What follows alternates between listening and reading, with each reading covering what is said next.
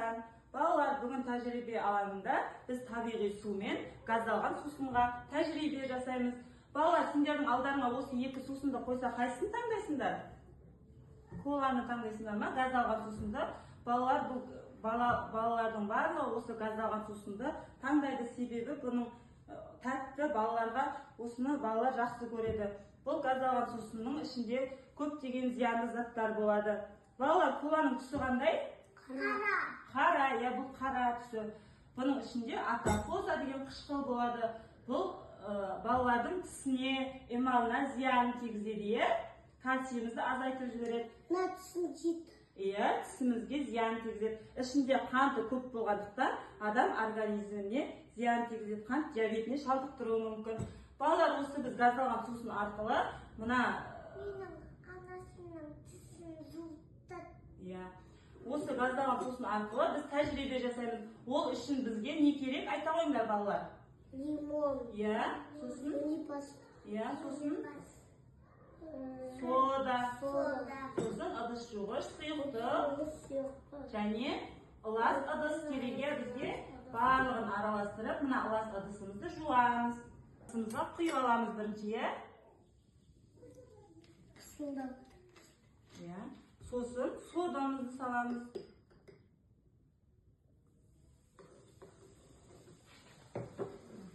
Көпіріп атыр ма? Шайық салат. Шайық салат ма? Сосын азғантай тіс пастасын саламыз. Бәрін бүйтіп жақсылап араластырып аламыз бірінші,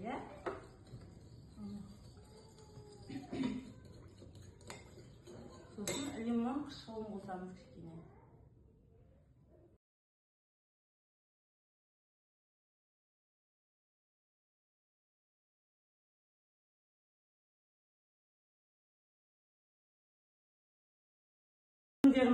Біздің жаңағы ылас ыдысымызды осы газдалған сусынның көмегімен ағартып тазаладық.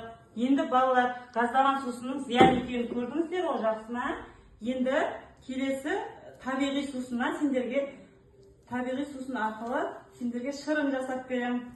Балалар, жаңа газдалған сусынның зиян екенін көрдіңдер ғой, енді мен сендерге табиғи судан апельсин шырынын жасап беремін. Ол адамның организміне ешқандай зияны жоқ. Ол үшін бізге не керек? Айта қойыңдар, балалар. Апельсин, лимон, су, сосын шекер керек. Енді осының барлығын араластырып, блендердің көмегімен сендерге апельсин шырынын жасап беремін. Балалар, апельсин шырынын дайындау үшін бірінші блендерімізға суды құйып аламыз,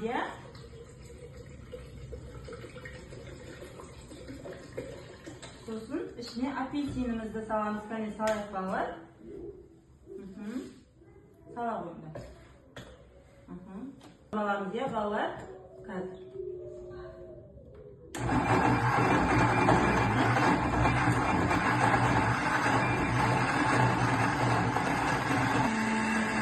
Апельсиніміз елігін көреге әшінде ұсақларын бәрін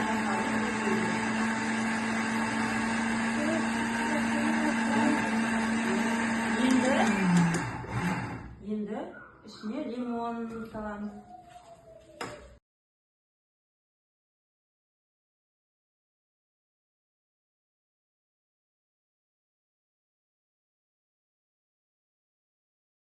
Апельсин шырынымыз дайын. Енді бұны сүзгі арқылы графинімізге құйып аламыз. сары түс. Қандай түс шықты? Сары түс.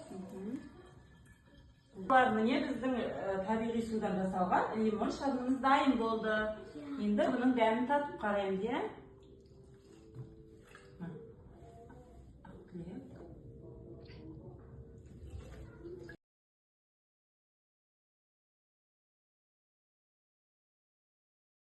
Балалар, сендерге қай сусын көбірек ұнады? Табиғи суы. Табиғи судан жасалған апельсин шырыны ұнады ма? Иә. Балалар, бүгінгі тәжірибемізден шығатын қорытынды балаларға газдалған сусыннан көрі табиғи судан жасалған шырынды көбірек беруіміз керек. Балалар, біздің болашағымыз, деніміз сау болсын. Бүгінгі тәжірибеміз осымен аяқталды. Сау болыңыздар.